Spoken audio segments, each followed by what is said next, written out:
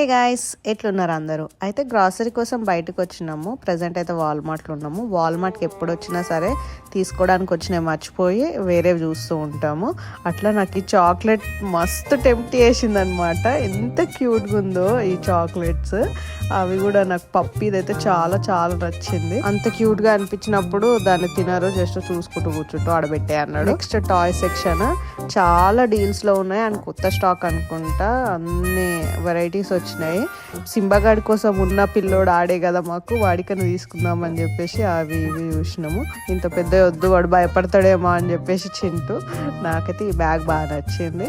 నీకు సెట్ కాదు అడబడే అని చెప్పేసి అన్నాడు. సరేలే అని చెప్పేసి వస్తే ఇగో చింటుకి సెట్ అయ్యేవి తీసుకుంటుండు. ఈ గ్లాస్ జార్ విత్ ట్యాప్ అనమాట.